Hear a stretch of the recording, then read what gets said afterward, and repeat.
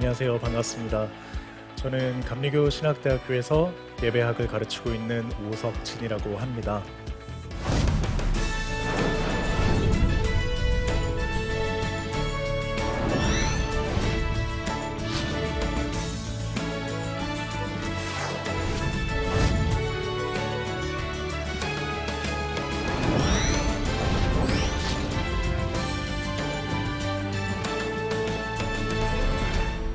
저는 지난 시간에 이어서 오늘 기억과 균형의 미학 예배라는 제목의 강의를 통해서 여러분들과 함께 또 예배에 대해서 생각을 공유하고 싶습니다.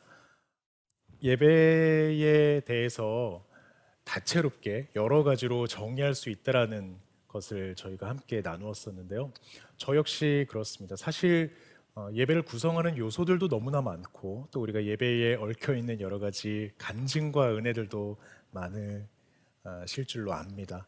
그렇기 때문에 많은 것들로 예배를 표현할 수 있지만 저에게 있어서 예배는 가장 구체적인 두 가지의 단어로 이렇게 표현이 되는 것 같아요. 그것은 바로 기억 그리고 균형을 이루는 어떤 아름다움을 보여주는 것이 그 예배가 아닌가 싶습니다. 사실 우리 인간 존재, 사람은요 누구나 다 기억하고 있습니다. 그리고 기억하고자 노력합니다. 기억력이 안 좋은 분들도 계시지요, 저처럼. 그래서 그런 사람들은 많은 것들을 좀 이렇게 노트하려고 노력하고 또 적어놓으려고도 노력하고 또 무언가를 연상해서 그런 것들을 계속해서 기억하고자 노력합니다. 뿐만 아니라 저희들이 기념하는 것들도 있습니다. 결혼기념일이 있을 수도 있고, 그렇죠. 또 내가 세례를 받았던 그 날이 굉장히 기념이 되는 분들도 계실 거예요. 뿐만 아니라 우리가 무언가를 기억하기 위해서 살아가는데요. 분명히 우리가 드리는 이 예배 그리고 교회가 기억하고자 하는 것도 있을 겁니다. 그리고 노력이 있겠지요.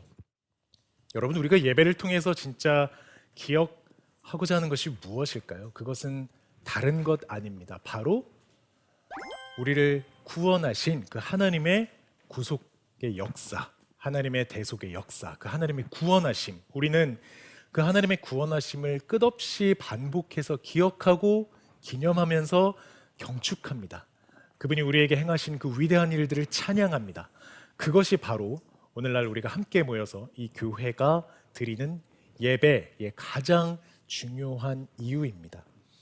우리가 그 주님을 끝없이 기억한다라고 하는 것, 아들 예수 그리스도를 보내셔서요 그 살을 찢으시고 그 피를 쏟기까지 우리에 대한 사랑을 확증하셨다라는 것, 그 피로 말미암아 단번에 우리의 죄가 주홍빛보다도 더 붉은 그 죄가 눈처럼 희게 되었다라는 바로 그 사실, 우리가 이걸 늘 기억하고 살려고 노력하잖아요. 그런데 우리는 늘 까먹기 일쑤잖아요. 제 아무리 기억력이 좋다고 해도 그 기억을 영원히 붙잡고 산다라는 것 말처럼 쉬운 일이 아니지요.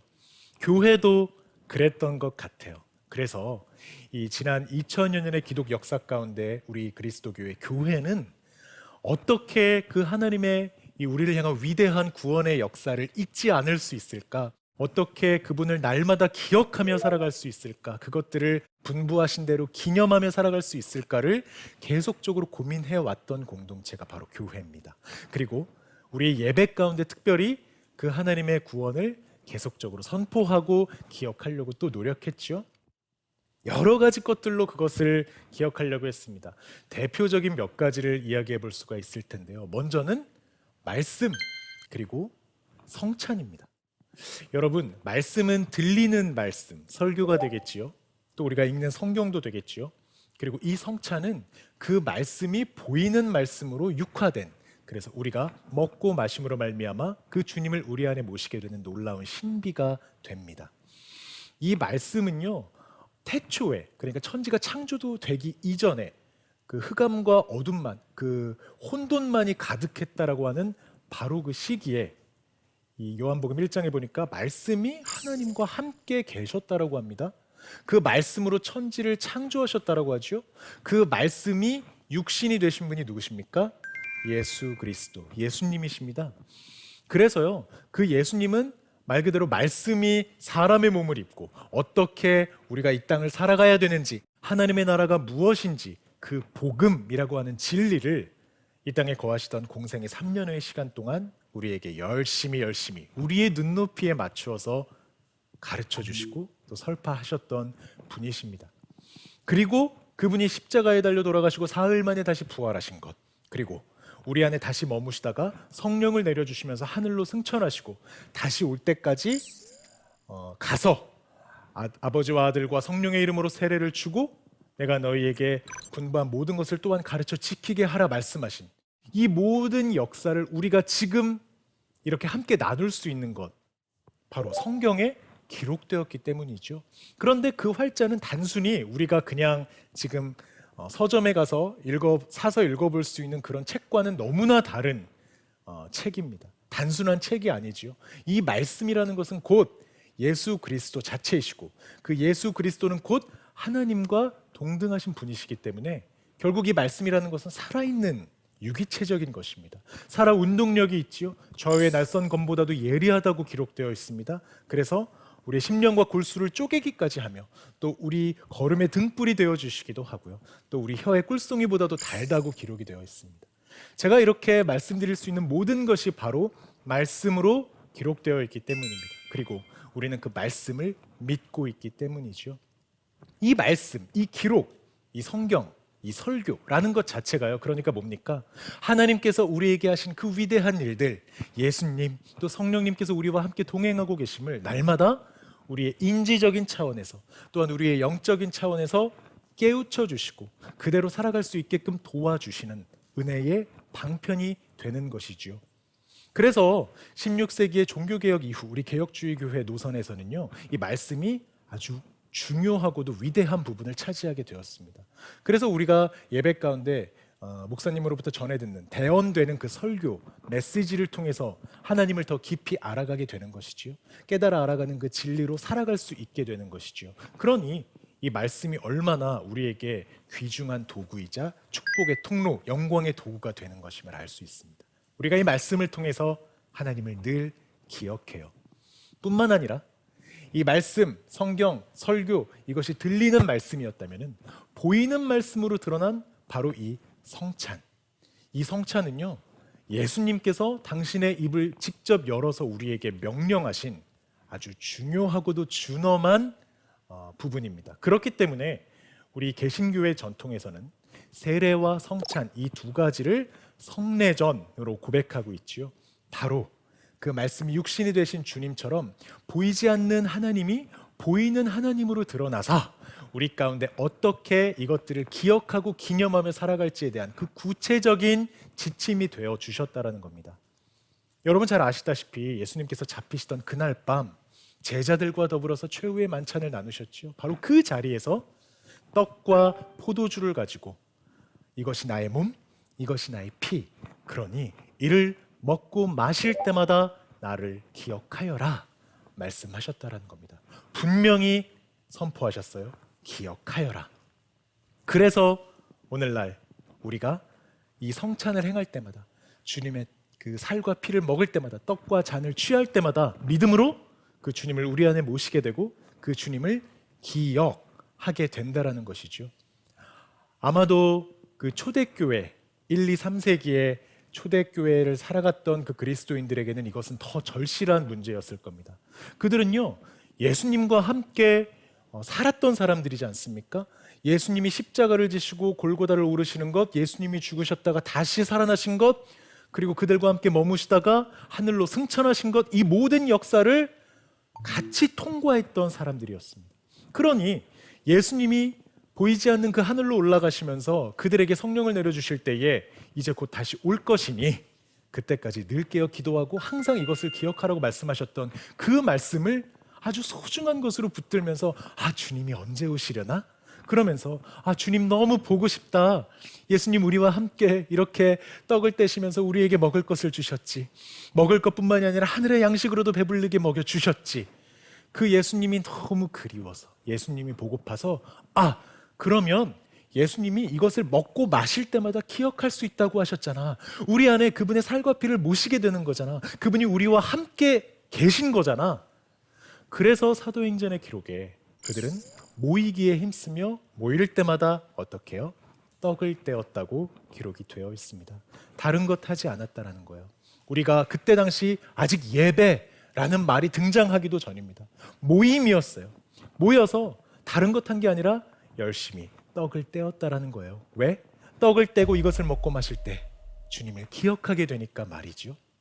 그리고 그들이 떡을 떼면서 느꼈을 거예요. 주님 너무나 멋진 분이시다. 여러분, 만약에 예수님이 5성급 호텔에 어마어마한 뷔페나 아주 엄청난 만찬 정찬을 차려놓고 이걸 먹을 때마다 기억하여라 라고 하셨다면 저희 아마 예수님 기억하는 순간 별로 없을 것 같아요. 그런데 예수님은 그분이 나시고 자라셨던 그 배경, 당대 유대교의 전통 식사 예절 그대로 그분이 일상 가운데 마치 우리가 밥과 김치를 먹는 것처럼 그 일상의 음식을 꺼내 놓으시면서 이거 먹고 마실 때마다 나 기억하라고 라고 하셨다라는 거예요. 이게 뭡니까? 누구나 기억할 수 있다라는 겁니다. 언제나 어디서나 기억할 수 있다라는 거예요. 그러니 그들이 얼마나 예수님을 기억하고 싶고 얼마나 예수님을 자신의 안에 모시고 싶으면은 더 많이 먹었을지 모를 일입니다. 여러분, 아무리 요새 우리가 다이어트 한다고 하고 식단 조절하고 한다고 해도 말이죠, 삼시세끼라는 말도 있고 누구나 밥은 다 먹고 사는 법입니다. 그리고 우리가 그런 말도 하죠. 밥 먹듯이 한다. 그만큼 우리의 일상에 익숙하게 스며들어 있는 것이 바로 이 먹고 사는 문제라는 거예요. 먹고 사는 문제. 예수님은 이걸 아셨던 것이죠. 그래서 우리가 죽는 그 순간까지, 주님이 우리에게 다시 오시기 전까지, 우리가 주님께로 가기 전까지 이 땅에서 육신을 입고 있는 한 우리가 계속해서 그분을 기억해 갈 수 있는 너무나 신묘막측한 아름다운 방법인 이 성찬, 거룩한 식탁을 우리에게 은혜의 방편으로 선물해 주셨다라는 겁니다. 자, 들리는 말씀인 이 설교와 성경, 그리고 보이는 말씀인 이 성만찬, 이 성찬을 통해서 우리가 계속해서 예배 가운데 하나님을 기억해 갈 수 있게끔 해주신 것처럼 또한 우리의 일상 가운데서도 우리의 시간 그리고 우리의 공간을 통해서 하나님은 우리로 하여금 기억할 수 있게 해주셨습니다. 이 시간이라는 개념이요, 우리가 원력을 살아가죠. 지금 우리는 유월을 살아가고 있습니다. 그렇지요. 이렇게 달력을 한 장 한 장 뜯으면서 살아가고 또 시계를 보면서 이제 점심시간이구나, 이제 잠잘 시간이구나, 알람을 늘 맞춰놓고 살아가듯이. 근데 우리 그리스도인들에게는요, 이 주님을 기억하기 위한 또 다른 달력이 있습니다. 바로 그것이 교회력이라는 것이죠. 교회력. 이 교회력은요, 언제나 그 주님과 함께 살아가고 싶었던 우리 그리스도교회 신앙의 선배들이 우리의 고유한 유산으로 이 시간까지 전달해준 아주 소중한 방편이자 선물입니다. 여러분, 아까 제가 말씀드렸던 것처럼 그 예수님이 죽고 다시 사셔서 하늘로 올라가시고 다시 온다고는 했는데 이 당대 초대교회 교인들이 주님이 언제 오실지는 몰랐어요. 근데 그때가 어떤 시대였습니까? 이 기독교가 국교화되기 이전에 당대 로마의 외압으로 인해서 우리가 카타콤 들어보셨죠? 그런 지하교회에서 숨죽여 모이고 그러면서 조용히 떡을 떼고 또 그 자신들의 그 신앙의 정통성을 수호하기 위해서 부단히 노력하고 몸부림치던 시간이 바로 이 초대교회의 시대입니다. 그때 이렇게 주님을 믿고 따르는 것이 너무나 힘든 시대였기 때문에 우리 주님 오신다고 했는데 우리 주님 언제 오시려나? 오늘 오시려나? 내일 오시려나? 그 주님만을 오매불만 기다리면서 마라나타, 주 예수여 속히 오시옵소서, 그렇게 고백했던 자들이 바로 이 초대교회의 그리스도인들이었습니다. 그렇기 때문에 그들이요, 날마다 시간을 헤아리면서 날마다 열심히 이 떡과 잔을 나누면서 주님을 기억했겠지요. 하지만 그 세대가 흘러가면서 그 시대가 지나가면서 그 주님과 함께했던 시기가 멀어지면서 그 주님에 대한 기억들이 조금씩 아마 더 희미해졌을 거예요. 그러니까 우리가 이렇게 있다가는 그 주님과 함께했던 좋은 기억, 주님 다시 오실 때 다 까먹겠어. 그러니까 우리가 주님을 날마다 분초로 기억하며 살아가게끔 이 시간 속에서 주님과 함께 호흡하자. 그래서 뭡니까? 그리스도의 생애 주기에 따른 이 교회력의 시간으로 그리스도인들이 살아가게 되었습니다. 예수님이 탄생했던 12월 25일 성탄절, 크리스마스죠. 그에 앞선 4주간의 시간, 우리가 강림절이라고도 하고 대강절이라고도 하고 대림절이라고도 합니다. 그래, 예수님이 이 땅에 오시는 게 너무 소중한 일이니까 이 소중한 일을 맞이할 수 있도록, 마치 인자는 머리 둘 곳 없다 말씀하셨던 그 주님, 나의 이 빈 가슴을 구유 삼으셔서 내 안에 오시옵소서. 내가 주님을 모시겠습니다. 그렇게 주님의 탄생을 간절히 기다렸던 자들이 그 4주간의 시간을 지나오면서 이 성탄의 기쁨을 맞이하게 되고요. 그 후에는 그 주님께서 지혜와 키가 자라가시고 하나님과 사람에게 더 사랑스러워 가셨겠지요. 마치 그 누가복음의 말씀처럼. 그리고 그 주님이 다시금 십자가 그 짊어지시면서 우리 온 인류를 대속하시기 위해서 흘리신 피를, 그 고통을, 그 순환을 기념하는 사순절, 40일의 시간을 또한 살아갑니다. 그 사순절의 시간 가운데 함께 주님의 그 아픔에 동참하면서 이 그리스도인들이 스스로를 정결하게, 거룩하게, 그리고 나 역시 마땅히 내가 짊어져야 될 십자가를 짊어지고 그리스도와 함께 죽고 다시 사는 그 갈라디아서의 고백을 자신의 온 몸과 마음으로 고백하게 되겠지요. 그리고 맞이하게 되는 부활주일, 그리고 그 부활주일 후에는 뭡니까? 우리에게 떠나가시지만 보혜사 성령을 선물로 내려주시면서 이제 그분이 다시 오실 때까지 이 성령과 더불어, 성령과 함께 이 성령의 시대를 살아갈 수 있게끔, 바로 저와 여러분이 오늘날의 이 성령의 시대를 살아갈 수 있게끔 열어주셨다라는 거예요. 그렇게 1년의 주기를 살아가다가, 성령과 함께 열심히 사도로서의 삶을 살아가다가 우리는 다시금 그 주님을 모시게 되는 강림절로 접어들게 되겠지요. 이러한 순환, 그리스도의 생애 주기에 따른 시간을 바로 그 일찍이 초대교인들 때부터 우리가 살아가게 되었다라는 겁니다. 그들이 이러한 나름의 달력, 나름의 시간의 개념을 했던 건 다른 이유 아니었어요? 언제나 그 주님을 잊지 않고 기억하기 위해서, 분초로 그 주님과 함께 호흡하면서 살아가고 발맞추면서 살아가고 싶었던 그들의 그 거룩한 열망, 소망이 빚어낸 바로 이 시간의 개념입니다. 이 시간 또한 우리를, 그 하나님을 언제나 기억할 수 있게끔 하는 굉장한 은혜의 선물이죠. 어디 시간뿐이겠습니까? 공간도 마찬가지예요. 우리 이 공간이라고 하면, 여러분, 우리가 지금 이렇게 함께하고 있는 어떠한 건물의 개념으로만 우리가 흔히 생각할 수 있습니다. 하지만 하나님께서는 교회를 세우실 때 절대 이러한 빌딩, 건물의 개념으로 우리를 부르지 않으셨습니다. 그럼 뭡니까? 거룩한 영, 그 성령이 한 사람 한 사람을 성전 삼아서 그 안에 거하게 하셨습니다. 그리고 그러한 사람들이 함께 모여서 주님을 예배하기도 하고, 또 그 성령의 힘의 권능을 받아 땅 끝으로 흩어져서 디아스포라라고 하죠. 그 교회를 세우고 복음이 흩어지게 하셨습니다. 그렇게 2000여 년의 역사 가운데 오늘날 이 순간까지 하나님께서는 그 선교에 열심이시고 또 복음이 전파되는 놀라운 역사를 행하셨다는 거예요. 즉, 교회가 이렇게 유기체적인 것이고 또한 무형에 가까운 움직이는 교회라는 것입니다. 그러니 그 사람, 주님의 메신저가 된 한 사람 한 사람이 곧 교회가 되어서 그 사람을 통해서 그 두세 사람이 모인 곳에 주님의 영이 함께 하시고요, 그 주님의 영이 임한 곳에는 자유함이 있느니라 말씀하신 그 역사를 우리가 경험하게 되시는 거죠. 바로 빌딩과 건물이라는 이 유한한 공간의 차원을 뛰어넘어서 초월적으로 역사하시는 그 하나님, 우리가 이 공간의 모든 것을 통해서, 그래서 우리가 밟게 되는 그 모든 땅 가운데 복음이 전파되고 주님의 깃발이 꽂히기를 우리가 간절히 소망하고 기대하고 있는 것 아닙니까?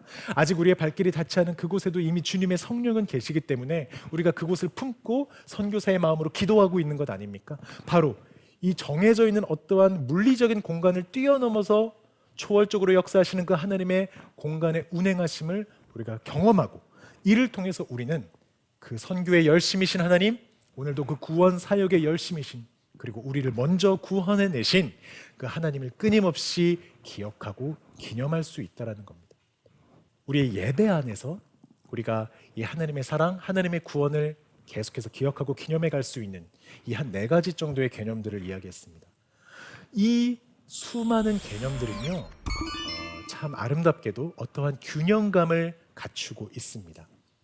이 그림의 도식에서도 보실 수 있다시피 들리는 말씀과 보이는 말씀으로 그 균형을 갖추고 있지요. 또한 그 시간을 뚫고 침투하시는 그 하나님의 시간, 또한 공간을 초월해서 역사하시는 하나님의 운행하심, 이 시공간도 균형을 이루고 있습니다. 우리의 예배라는 것이 이렇다라는 겁니다. 예배는요, 많은 예배학자들에 의해서 이렇게 정의가 되어 왔어요. 이거는 뭐 제가 한 얘기가 아니라 수없이 많은 학자들이 이야기한 건데, 하나님의 계시, 그분이 자기를 계시하시는 것, 그리고 이에 따른 우리 예배자들, 인간의 응답, 계시와 응답, 이것이 만나는 현장이 바로 예배다. 우리가 오랜 전통에서 이렇게 고백해 왔습니다. 이 역시 균형을 갖추고 있지요. 계시와 응답뿐만 아닙니다. 우리가 예배를 드릴 때 모이지요. 예, 하나님께로 나아갑니다. 그리고 예배의 말미에는 어떻게 합니까? 이 세상을 향해서 보냅니다. 파송하지요. 모였다가 흩어집니다. 이러한 균형, 이 모든 것이 예배 안에서도 균형을 갖추어서 이루어지고 있습니다. 여러분, 이러한 형식, 형태, 구성 요소들이 균형을 갖추고 있으니 이 우리가 예배의 정신으로 살아가고자 할 때요, 이 예배의 정신 또한 어떠한 균형감을 갖추어야 되지 않겠습니까? 저는 이 균형의 미학을 크게 세 가지의 개념을 들어서 함께 좀 나눠보고 싶은데요. 첫째는요, 저게 무슨 그림일까 생각하실 텐데 바로 우리에게 허락하신 감각, 센스라는 겁니다. 여러분, 우리 인간이 몇 개의 감각을 갖고 있을까요? 흔히는 오감이라고 하지요. 예, 보고 또 맛보고 만지고 냄새도 맡고 듣기도 합니다. 그런데요, 사실 오늘날에는요, 더 많은 감각들 우리가 느끼기도 하고요. 또 영적인 감각도 있지요. 그리고 온도를 경험하게 되는 덥고 추운 느낌, 이 모든 것들이 그 감각의 영역에 들어오게 되면서 훨씬 확장되고 있는 것을 볼 수 있습니다. 뿐만 아니라 제가 앞서 그 공간의 개념에서도 말씀드린 것처럼 우리가 초감각할 수 있습니다. 감각을 뛰어넘을 수도 있죠. 또 무감각할 수도 있습니다. 어떠한 감각이 차단돼서 또 다른 감각이 더 부각될 수도 있습니다. 그리고 듣고 보는 것, 맛보고 냄새 맡는 것, 이러한 여러 가지 감각이 한꺼번에 일어나는 공감각, 아마 이런 이야기는 많이 들어보셨을 거예요. 공감각의 영역도 있습니다. 여러분, 우리의 예배가 바로 이렇게 다감각적입니다. 이 모든 감각이 고르게 살아나야 한다는 것이죠. 흡사 오늘날 여러분 교회 예배를 딱 대하실 때 어떻게 생각되세요? 어떤 감각이 가장 두드러진다고 느껴지십니까? 청각이에요. 교회에 가거나 혹은 온라인 예배를 통해서 우리가 예배를 접할 때요, 많은 부분을 듣게 되고 감상하게 됩니다. 그 설교의 부분이 너무 비대해져 있기도 하지요. 사실 우리의 많은 감각은요, 이 예배 안에서 다채롭게 다 피어날 수 있도록 하나님이 만들어주신 선물입니다. 그리고 우리는 이 모든 감각을, 모든 채널을 열어서 정말 다채로운 그 하나님의 은혜를 맛보고 누리고 만지고 냄새 맡고 다 경험할 수 있습니다. 그럼에도 불구하고 오늘날 우리는요, 귀만 이렇게 커져 있는 예배를 경험하게 되는 경우가 많이 있다는 거예요. 사실 제가 앞서 말씀드렸던 저런 기억할 수 있는 여러 가지 것들의 요소는 모두 이런 다채로운 감각들로 이루어져 있습니다. 성찬의 예를 들어볼까요? 성찬은 정말 이 다양한 감각이 다 살아나는 현장 아니겠습니까? 예수님께서 잡히시던 날 밤 떡을 떼어 우리에게 주시며 받아 먹어라, 이것은 너희를 위하여 주는 나의 몸이니 먹을 때마다 나를 기억하여라. 우리가 이 말씀을 읽어서도 알고 있고 듣고서도 알게 됩니다. 빵의 형태를 보아서도 알게 되고 포도주의 냄새를 맡아서도 알게 됩니다. 포도주가 따라지는 소리를 통해서도 경험하게 되고 빵이 부서지고 갈라지는 소리를 통해서는 예수님의 찢기신 몸과 살을 경험하게 될지도 모를 일입니다. 그 주님을 내 안에 모시면서 그 살을 씹고 그 은혜를 내 안으로 넘기면서 이제 내 안에 함께하고 계시는 그 주님을 경험하고 더 강건해질지 모를 일이에요. 그 포도주를 마시면서 그 보혈이 나의 안에 흘러감으로 말미암아 나의 모든 죄가 깨끗하게 씻겨지는 그 놀라운 체험을 하실 수도 있겠지요. 여러분, 모든 감각이 바로 이 성찬의 현장에 등장하고 있지 않습니까? 교회력의 시간은 또 어떻고요? 여러분, 각각의 교회력은요, 그 교회력을 대표하는 색깔들이 있습니다. 예를 들면 우리가 정말로 그 주님을 기억하면서 거룩해지고 내 안의 것들을 정결하고 청결하게 빚어져야 되는 그러한 시기에는요, 경건과 엄숙을 표현하는 자색, 이 보라색이 교회에 등장하게 되죠. 바로 강림절이나 사순절의 시간대 볼 수 있습니다. 또 그리스도, 우리 예수님이 전면에 드러나시게 되는 성탄절이랄지요, 부활절에는 어떤 색깔을 많이 보셨던 기억이 있으세요? 흰색, 맞아요. 전통적으로 그리스도를 상징했던 그 하얀색이 온 교회를 수놓게 되지요. 지난달에 있었던 성령 강림절은 어떤 색깔일까요? 붉은색, 빨간색입니다. 바로 그 마가 다락방에 임했던 불같은 성령, 바람 같은 성령. 우리가 그 성령의 뜨거움을 빨간색으로 고백하게 되는 거예요. 이것은 지난 기독 역사 속에서의 교회가 이루어낸 합일이 된 공통의 문화이자 약속입니다. 그러니 만약 우리가 어느 시기인지 모를 예배가 담겨져 있는 한 컷의 사진을 보게 되면요, 그 한 컷의 사진을 통해서도 우리가 아마도 이러한 절기, 이러한 계절, 이러한 시즌쯤에 예배를 드렸나 보다 알 수 있다라는 거예요. 왜요? 그렇게 가시화된 감각적인 상징들이 우리의 100마디 말보다 더 많은 것들을 회중과 예배자들에게 전달해주고 그들을 그 다양한 은혜의 결로 초대하고 있기 때문이죠. 이처럼 하나님이 우리의 몸에 허락하신 이 다양한 감각, 다채로운 감각들이 우리의 예배 가운데 모두 꽃 피어나고 모두 되살아나야만 하는 것입니다. 그래서 이 모든 것을 통해서 모든 이들이 경험하게 되는 그 하나님, 그 하나님은 한 분이시지만 그 은혜는 너무나 셀 수 없을 정도로 다양한 거잖아요. 그 다양한 은혜의 고백들이 넘쳐나는 교회가 되어야 하는 것이지요. 그리고 이처럼 예배의 그 다양한 것들은요, 바로 한 사람 한 사람 우리 예배자들이 함께 힘을 모아서 세워져가는 예배에서 가장 큰 힘을 발휘하게 됩니다. 사실 예배가 다 차려진 밥상에 내가 그냥 와서 숟가락 딱 얹고 떠 먹여주는 것들로만 제공받고 공급받는 것이 예배는 아닐 거예요. 분명히 하나님의 계시에 따른 우리 인간, 회중, 예배자들의 철저한 응답이 균형을 갖춰서 이루어져야 하는 것입니다. 그러려면 어떻게 해야 될까요? 우리 교회의 예배가 단순히 우리 교역자들, 우리 목회자들에 의해서만 이루어지는 예배는 뭔가 균형감이 깨진 예배. 그렇기 때문에 모두가 이 예배의 주인으로, 모두가 이 예배의 예배자로 함께 예배를 참여하고 세워가야 될 부분이 많이 확산돼야 되는 것입니다. 예배에 대해서 사실 저도 목회를 하고 있지만 저보다 이 음악에 대한 더 많은 달란트가 있으신 분들이 계세요. 그렇죠?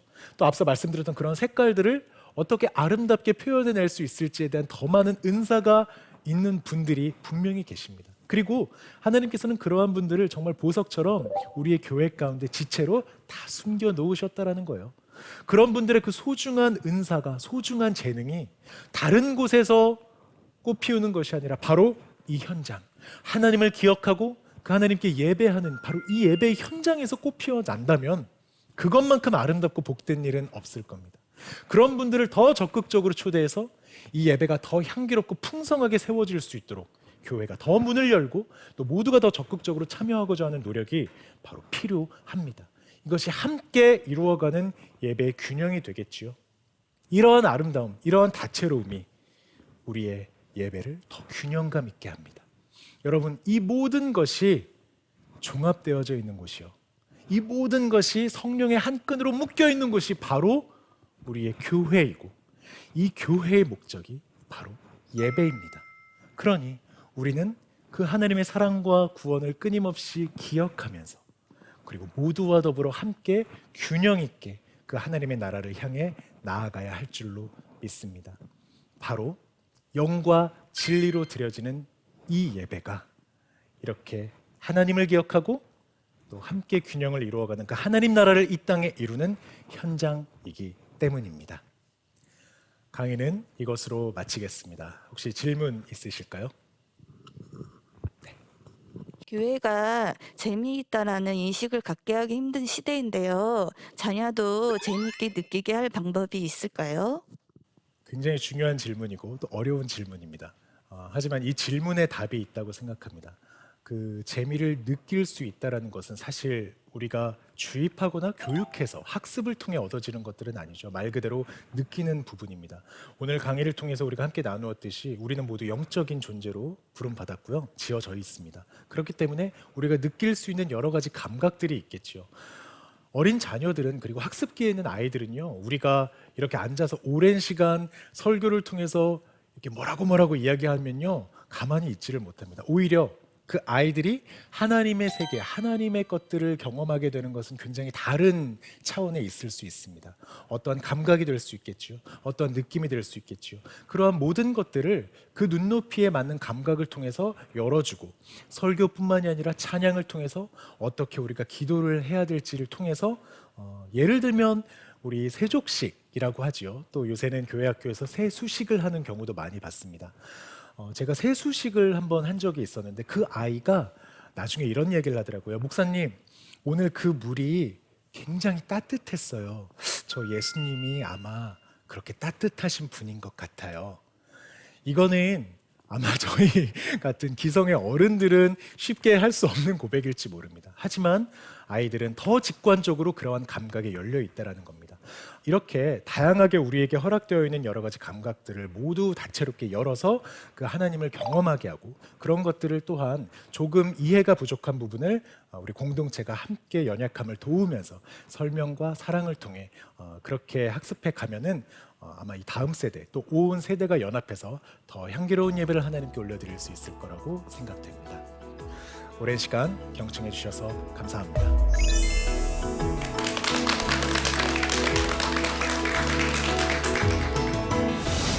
바로 기업 그리고 균형을 이루는 어떤 아름다움을 보여주는 것이 그 예배가 아닌가 싶습니다. 그분이 우리에게 행하신 그 위대한 일들을 찬양합니다. 그것이 바로 오늘날 우리가 함께 모여서 이 교회가 드리는 예배의 가장 중요한 이유입니다. 우리를 구원하신 그 하나님의 구속의 역사, 그 하나님의 구원하심을 끝없이 반복해서 기억하고 기념하면서 경축합니다. 그리스도인들에게는요, 이 주님을 기억하기 위한 또 다른 달력이 있습니다. 바로 그것이 교회력이라는 것이죠. 교회력. 우리가 끊임없이 기억하고 싶은 단 한 분, 하나님. 그 하나님의 사랑, 하나님의 구원을요, 우리 예배 가운데 허락하신 이 많은 은혜의 방편들을 통해 균형감 있게 모두와 더불어서 함께 누리고 맛보며 또 전하고 나누며 살아가시는 여러분들이 되시면 참 좋겠습니다.